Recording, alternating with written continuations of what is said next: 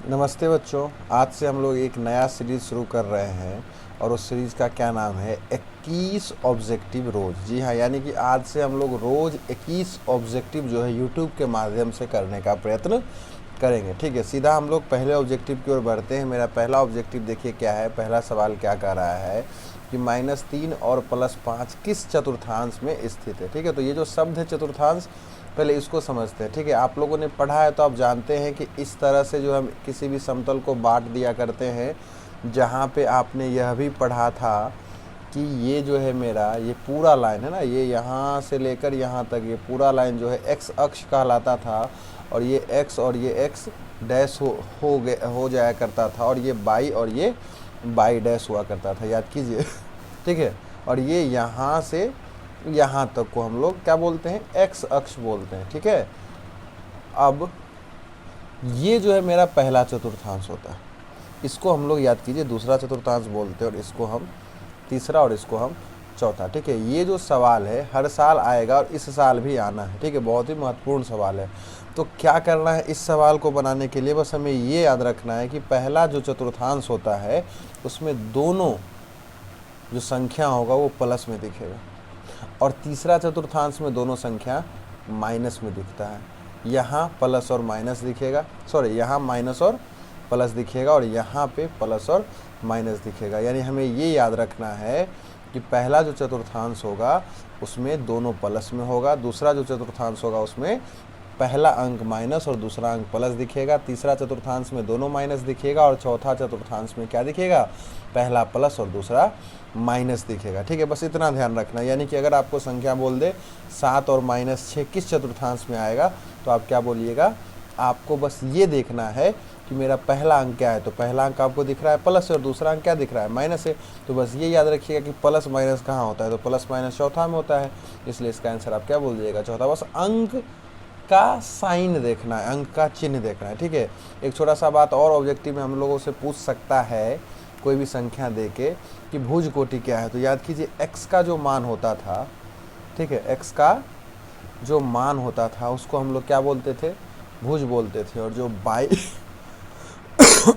का जो मान होता है उसको हम लोग क्या बोलते हैं, कोटि बोलते हैं। याद कीजिए।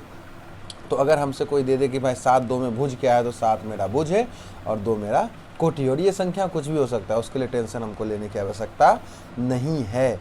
ठीक है, तो पहला सवाल का क्या जवाब हो सकता है, जब बोला जा रहा है कि -3 और -5 किस चतुर्थांश में, तो बस दोनों का साइन देखिए, पहला माइनस है और दूसरा प्लस है। और याद कीजिए माइनस और प्लस किस चतुर्थांश में हुआ करता है, यहाँ देख लीजिए माइनस और प्लस कहाँ है, दूसरा चतुर्थांश में है, इसलिए मेरा आंसर क्या हो जाएगा, बी हो जाएगा, दूसरा चतुर्थांश हो जाएगा। समझ गए। हमेशा हमें ये याद रखना है कि पहला चतुर्थांश में दोनों प्लस, दूसरा में माइनस प्लस, तीसरा में माइनस माइनस, और चौथा में प्लस माइनस, ये याद रखिए, और बस अंक को देखिए और उसके बाद अपना आंसर लगा दीजिए। ठीक है, ये एग्ज़ाम में एकदम आएगा। दूसरा ऑब्जेक्टिव देखते हैं, क्या कह रहा है कि भाई 4 ऑप्शन दे दिया है, पूछ रहा है परिमेय संख्या कौन है। तो याद कीजिए हम परिमेय संख्या कहते किसको हैं, वैसी संख्या जो PYQ के रूप में लिखा जा सके। और PYQ के रूप में क्या लिखा जाता है, जहाँ ये भी ध्यान रखना है कि Q जो है कभी भी 0 के बराबर ना हो। ठीक है, तो PYQ के रूप में क्या क्या लिखा जाता है, कोई भी सीधा सीधा संख्या, प्राकृतिक संख्या हो, पूर्ण संख्या 0 हो, है कि नहीं, कोई बटे में संख्या हो, माइनस में भी रहेगा तो चलेगा, इस तरह की संख्या। ठीक है, ऐसा संख्या जो रूट में ना रहे, है ना, जैसे कि रूट 64 रूट में दिख रहा है लेकिन है ये क्या, 8 है।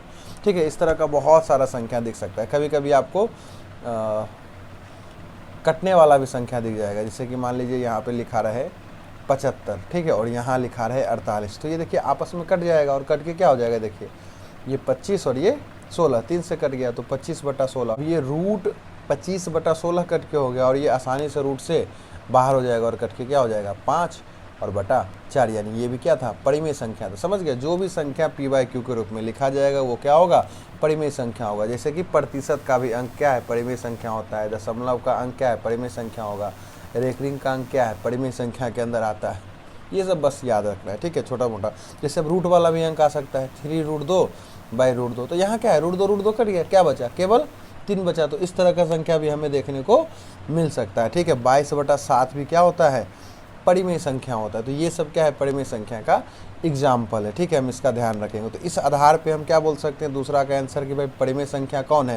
तो देखिए यहाँ रूट है और ये रूट नहीं हटेगा, इसलिए ये आंसर तो गलत है। ये भी रूट है, ये भी रूट है, और यहाँ आप देखें ये मेरा आंसर हो गया। क्यों? क्योंकि देखिए रूट तीन क्या हो गया, कट गया, बचा क्या, केवल 2, और केवल 2 जो बचा है वो क्या है, परिमेय संख्या है, ठीक है। इसलिए मेरा आंसर 2, ऑप्शन 2 जो है मेरा सही है, ठीक है। तीसरा, द्विघात समीकरण का घात क्या होता है। सीधी सी बात है, द्विघात समीकरण का घात क्या होता है, 2 होता है, याद रखेंगे, ठीक है।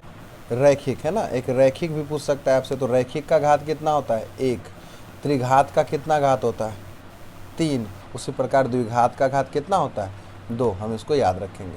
चौथा सवाल, sine square 45 plus cos square 45 का मान क्या होगा। तो भैया 1 होगा। कैसे? तो याद कीजिए, sine square theta plus cos square theta बराबर क्या होता है, 1 होता है, ठीक है। तो इसके आधार पे थीटा कुछ भी रह सकता है, तो यहाँ थीटा क्या है, 45 है, ठीक है। हम याद रखेंगे, ये सवाल अगर हमसे पूछेगा तो उसका जवाब हम 1 बोलेंगे, ठीक है। इस सवाल को देखिए, प्रायिकता का अधिकतम मान क्या होता है। तो हमें याद है कि प्रायिकता का अधिकतम मान 1 होता है, याद कीजिए। और प्रायिकता का न्यूनतम मान क्या होता है, 0 होता है, ठीक है। यानी कि क्या रूल था कि भाई 0 से हमेशा बड़ा या बराबर होता है प्रायिकता का मान, और 1 से हमेशा छोटा होता है, ठीक है। इस चीज़ को याद रखेंगे। ये भी ऑब्जेक्टिव में डायरेक्टली पूछ सकता है। ये क्या लिखे हैं हम अभी इसको समझ लीजिए कि 0 के से बड़ा या 0 के बराबर होगा प्रायिकता का मान, 1 से छोटा या 1 के बराबर प्रायिकता का मान हो सकता है। एक तो ये ऑब्जेक्टिव बन गया। दूसरा, प्रायिकता का अधिकतम मान क्या, तो 1। प्रायिकता का न्यूनतम मान क्या, तो 0, ठीक है। इस बात का हम ध्यान रखेंगे। 6, पाई क्या है। तो पाई क्या है, अपरिमेय संख्या है, हमेशा याद रखेंगे। अपरिमेय संख्या किसको बोलते हैं, जो p/q के रूप में लिखा नहीं जा सकता है, ठीक है। तो पाई हमेशा क्या होता है, अपरिमेय संख्या होता है। और अपरिमेय संख्या के अंदर क्या क्या आएगा, जो रूट के अंदर हो, रूट से बाहर ना हो सके। जैसे ये सब संख्या, आप इसको क्या बोल सकते हैं कि ये सब क्या है, अपरिमेय संख्या है। और एक ऐसा अशांत वाला दशमलव जो कभी क्या हो, जिसमें हम ये नहीं बता सकते कि रेकरिंग कब लगेगा, है ना, इसमें। तो इसको आप क्या बोलिएगा कि ये क्या है, अपरिमेय संख्या है, ठीक है। 7वां सवाल हमसे कह रहा है कि भाई x² प्लस 2x प्लस 1 का शून्यक कौन है, ठीक है। इसका शून्यक हमें ज्ञात करना है, ठीक है। तो आप क्या कर सकते हैं, जो ऑप्शन है उसको भी x की जगह रख सकते हैं, ठीक है। याद कीजिए, हम px को कैसे सूचित कर सकते हैं, x² प्लस 2x प्लस 1 से सूचित कर सकते हैं, ठीक है। तो आप सबसे पहले इस पर 2 रख दीजिए। जो ऑप्शन दिया गया उसको एक एक करके आप रख सकते हो। तो पहले 2 रख लीजिए चेक करने के लिए। तो x² है तो यहाँ x की जगह 2 आ गया, तो 2² हो जाएगा, ठीक है। ये 2 पहले से है तो 2, और फिर क्या, x की जगह फिर से हमें 2 रखना है, क्योंकि x का मान 2 है। तो ये सोल्व हो कितना आ गया, ये हो गया देखिए 4, ये हो गया 4, और ये हो गया 1, अर्थात 9। और शून्यक किसको बोलते हैं, याद कीजिए, शून्यक वो होगा जो हम x की जगह रखें और इस बहुपद के मान को क्या ला दे, 0 ला दे। लेकिन जब हम 2 रखें तो क्या मान आया, 9 आया। इसलिए ऑप्शन 2 तो मेरा नहीं होगा, ठीक है। हम ऑप्शन बी मेरा क्या है, -1। तो चलिए -1 रख कर चेक करते हैं। तो x का स्क्वायर तो क्या हो जाएगा, -1 का स्क्वायर, फिर क्या 2 गुने -1 और +1, तो -1 का स्क्वायर 1, और 2 - 1 क्या हो गया, -2, और ये +1। तो देखिए 1 और 1 जुट के 2, और -2 घट के क्या, 0, अर्थात क्या, यही मेरा क्या है, इस बहुपद का शून्यक है। एक तो ऐसा हो गया कि भाई ऑप्शन रख रख के देख लें। दूसरा आप क्या कर सकते हैं, सीधा इसका गुणनखंड कर सकते हैं, और गुणनखंड करके भी पता लगा सकते हैं कि इसका शून्यक क्या होगा, ठीक है। चलिए सवाल नंबर 8 कर रहा है कि एक वृत्त पर कितनी स्पर्श रेखाएं खींची जा सकती है। याद कीजिए, स्पर्श रेखा, एक वृत्त पे कितना स्पर्श रेखा आप खींच सकते हैं, तो अनंत, है ना। देखिए ये सब क्या है, स्पर्श रेखा है। स्पर्श रेखा किसको बोलते थे, जो वृत्त को एक बिंदु पर प्रतिच्छेद करे। तो बहुत सारा आप स्पर्श रेखा खींच सकते हैं जो वृत्त को केवल एक बिंदु पे प्रतिच्छेद कर रहा होगा, याद रखिएगा, ठीक है। एक वृत्त की स्पर्श रेखाएं कितनी, तो अनंत। 9वां सवाल हमसे कह रहा है कि 24, 15, 22, 13, 9, 10, 30 का परिसर क्या है, ठीक है। तो परिसर जब भी हमसे पूछे तो परिसर का मतलब क्या हो गया कि जो आंकड़ा हमारे पास अवेलेबल है उसमें अधिकतम मान पकड़िए। तो इसमें सबसे बड़ा मान क्या है, 30, और सबसे न्यूनतम मान क्या है 9, दोनों को घटा दीजिए। ठीक है, तो घट के कितना आ गया 21, तो यही मेरा क्या हो गया परिसर, ऑप्शन बी मेरा सही है। तो परिसर का मतलब क्या हो गया, जो भी आंकड़ा दिया रहेगा उसका मैक्सिमम यानी कि अधिकतम मान घटाओ मिनिमम यानी कि न्यूनतम मान को घटा देंगे, जो घट के आया वही मेरा परिसर होगा। ठीक है, चलिए सवाल नंबर 10 करा है साइन 90 घटाव थीटा क्या होता है। ये बेसिकली क्या है, एक फॉर्मूला है। तो साइन 90 घटाव थीटा क्या होता है, कोस थीटा होता है, हम इसको याद रखेंगे। इसी तरह से कोस 90 घटाव थीटा क्या होता है, तो साइन थीटा होता है। इसी तरह से आपसे पूछ सकता है टेन 90 घटाव थीटा क्या होता है, तो आप क्या बोल दीजिएगा, कोट थीटा होता है। ठीक है, इसी तरह से आपसे पूछ सकता है ये कोसेक 90 घटाव थीटा क्या होता है, तो आप बोलिएगा सेक थीटा होता है। आपसे पूछ सकता है सेक 90 घटाव थीटा क्या होता है, तो कोसेक थीटा होता है। ठीक है, इसी तरह से आपसे पूछ सकता है कोट 90 घटाव थीटा क्या होता है, तो आप बोलिएगा टेन थीटा होता है। तो इस तरह से ये 6 फॉर्मूला है। ठीक है, इस 6 में से कोई एक आपसे परीक्षा में पूछ सकता है, इस बात पर आप ध्यान रखेंगे। सवाल नंबर 21 कह रहा है पी प्लस पी नोट क्या होता है, तो भैया एक होता है। ठीक है, प्रायिकता में हम लोगों ने पढ़ा था कि भाई पी प्लस पी नोट क्या होता है, एक होता है। ठीक है, इसी आधार पे देखिए एक घटाओ पी क्या होता है, तो पी नोट होता है। आपसे ये भी पूछ सकता है कि एक घटाओ पी नोट क्या होता है, तो भैया पी होता है। ये दोनों बात कहाँ से निकल के आया, तो ये दोनों बात यहीं से निकल के आया कि भाई पी प्लस पी नोट बराबर 1। तो इसको इधर भेज दीजिएगा तो ये माइनस में, तो ये आंसर आ गया। इसको इधर भेज दीजिएगा तो ये माइनस में, तो ये आंसर आ जाएगा। ठीक है, 12वां सवाल हमसे कह रहा है कि इसका बहुलक क्या है, और बहुलक क्या होता है, उस आंकड़ा में सबसे ज़्यादा बार जो लिखा है। तो इस आंकड़ा में सबसे ज़्यादा बार क्या लिखा है, रिपीट है ना, जिसकी फ्रीक्वेंसी क्या दिखे आपको, सबसे ज़्यादा बारंबारता जिसकी अधिकतम हो। ठीक है, तो सबसे ज़्यादा बार क्या लिखा दिख रहा है 11, 3 बार है ना, और क्या है, और तो इससे ज़्यादा बार नहीं लिखा है, इसलिए 11 क्या हो जाएगा इस आंकड़ा का बहुलक। ठीक है, समझिएगा बहुलक जब भी पूछा जाए तो क्या करना है, आपको ये देखना है कि वह कौन सा अंक है ना। हालांकि इस चैप्टर की भाषा में बोले तो वो कौन सा प्रेक्षण है जिसकी बारंबारता सबसे अधिक है, यानी इसको सरल भाषा में हम बोले तो वो कौन सा अंक है जो सबसे ज़्यादा बार लिखा है। तो आप देखिए इस आंकड़ा में सबसे ज़्यादा बार क्या लिखा था 11, इसलिए बहुलक 11 हो गया। ठीक है, अगला सवाल देखते हैं। अगला सवाल हमारा है कि कौन बहुपद नहीं है।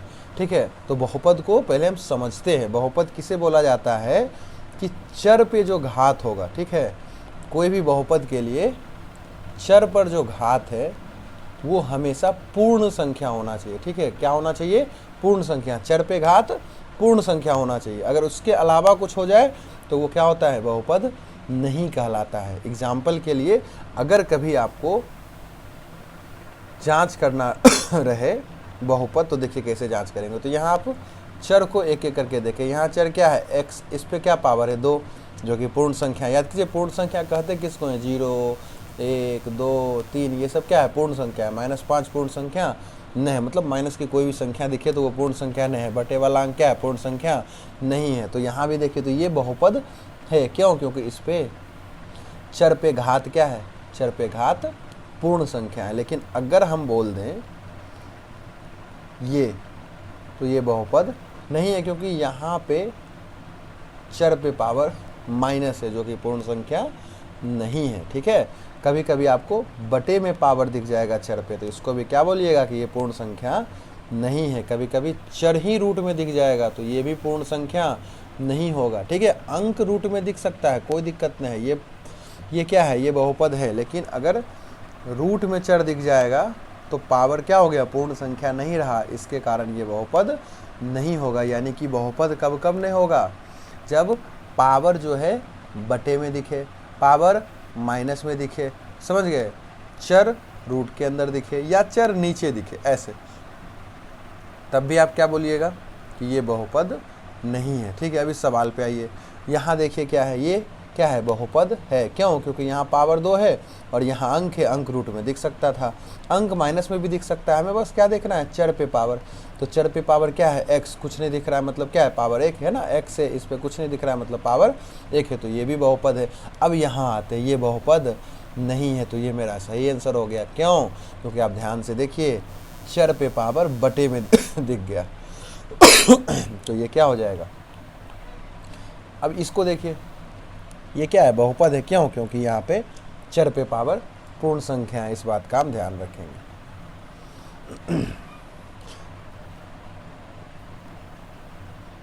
चलिए अगला सवाल देखते हैं। इस सवाल में क्या कर रहा है कि भाई साइन 35 और कोस 55 क्या होता है। अभी जिस फॉर्मूला पे चर्चा की यहाँ वही फंडा काम करेगा। ठीक है, साइन थीटा बराबर हम क्या बोलेंगे? कोस 90 घटाव थीटा। एक फॉर्मूला हम लोगों ने अभी देखा था। ठीक है, तो साइन 35 अगर लिखा है तो इसको हम क्या लिख सकते हैं? कोस 90 घटाव 35। क्यों? क्योंकि यहाँ थीटा था तो हमने यहाँ थीटा लिखा। अब मेरे सवाल में 35 है तो हम यहाँ क्या लिख देंगे? 35 लिख देंगे। तो अब ये क्या हो गया? आप खुद देखिए, ये हो गया कोस 90 में 35 घटा दिए, कितना?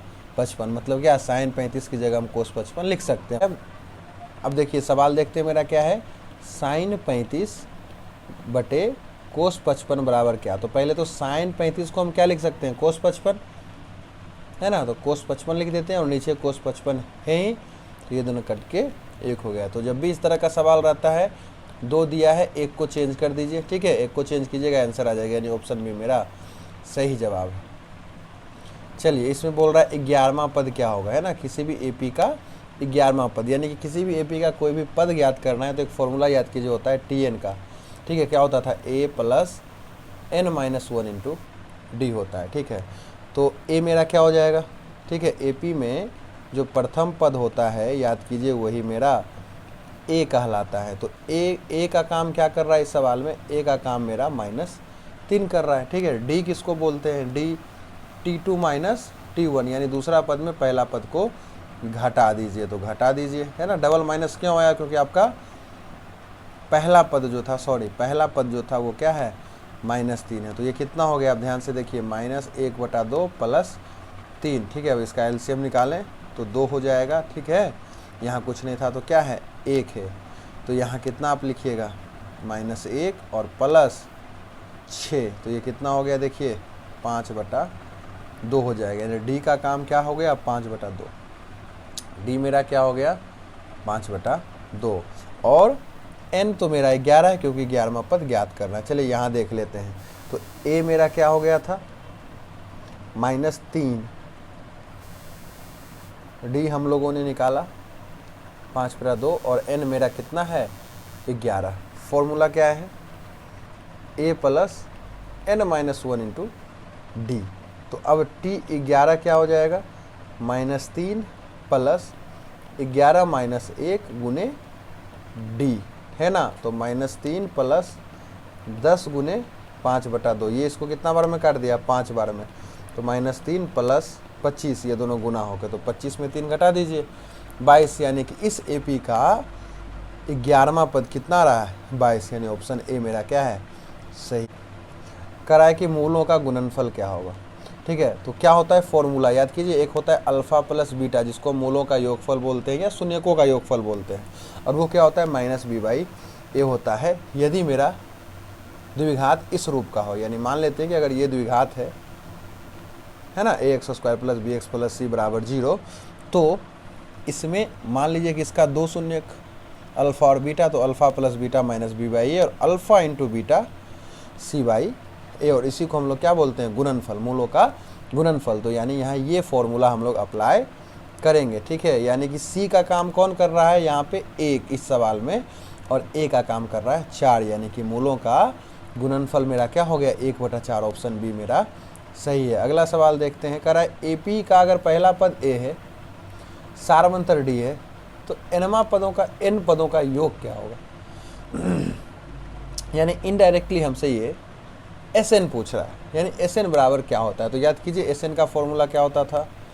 n/2 2a plus n minus 1 into D. ऐसा कहाँ लिखा दिख रहा है? तो यहाँ लिखा दिख रहा है ना, n/2 2a plus n minus 1 into D, यानी ऑप्शन डी मेरा क्या है?